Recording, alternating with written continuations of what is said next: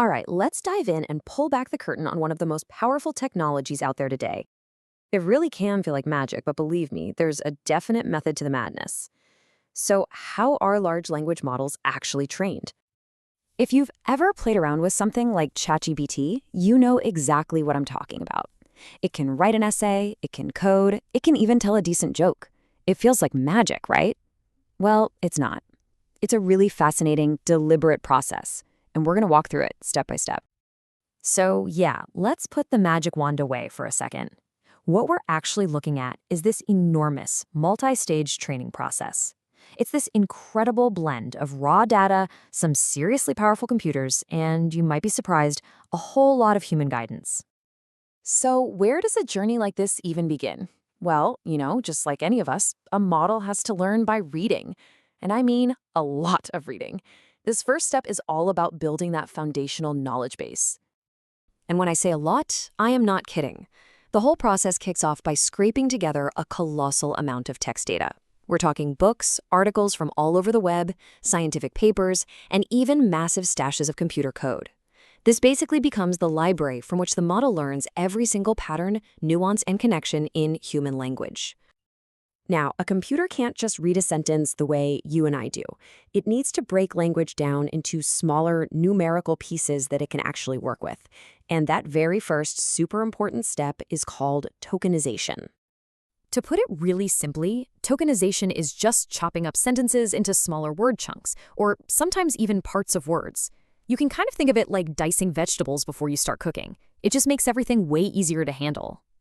So for instance, a simple sentence like chatbots are cool might get broken down into 4 separate tokens: chat, bots, are, and cool. This is the big takeaway here. The model doesn't see words, it sees tokens. This is the language it actually speaks. Okay, so once all of that text is tokenized and ready to go, we get to the real heart of the training process. It's this powerful and honestly surprisingly simple loop that makes up the core learning engine. At its very core, the model is trained on one main task: predicting the next token. That's it. It's given a sequence, something like the sun rises in the, and its only job is to guess the most statistically likely word to pop up next. In this case, of course, east. The brain that's doing all of this predicting, that's what we call a neural network. Just think of it as a really complex system of interconnected nodes, all working together with just one goal: get better and better at playing that next token prediction game. So this training loop is absolutely crucial. The model sees some text, it predicts the next word, it compares its guess to the actual word from the original text, and then, and this is the learning part, it adjusts all its internal connections, its weights, to make a slightly better prediction the next time it sees a similar pattern. And it doesn't just do this a few times. This whole prediction loop of guess, compare, and adjust happens billions upon billions of times. It's this incredible brute force scale of repetition that lets the model build such a sophisticated grasp of language patterns. But here's the thing. All that training creates a model that's incredibly powerful, but not necessarily helpful or even safe. It's kind of like a wild engine with no steering wheel. So this final critical stage is all about adding that human touch to turn all that raw power into a refined, useful tool. This fine-tuning is usually done with a technique called RLHF, which stands for Reinforcement Learning with Human Feedback. This is literally where people get involved. Human reviewers basically become AI coaches.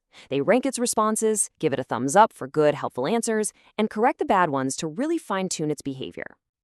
And the difference is like night and day. A base model is just a raw text predictor. It can be repetitive, nonsensical, maybe even generate harmful stuff. But after all that fine-tuning, it becomes the tool we're all familiar with, one that can actually follow instructions, give useful answers, and stay aligned with human values. And finally, the fully trained and fine-tuned model gets deployed. This just means optimizing it so it can run super efficiently on servers, so that millions of us can get those almost instant responses we see in our apps. So let's just do a super quick recap of the whole journey. First, it reads a massive library of text. That text gets broken down into tokens. Then the model just predicts the next token, over and over, learning from its mistakes billions of times.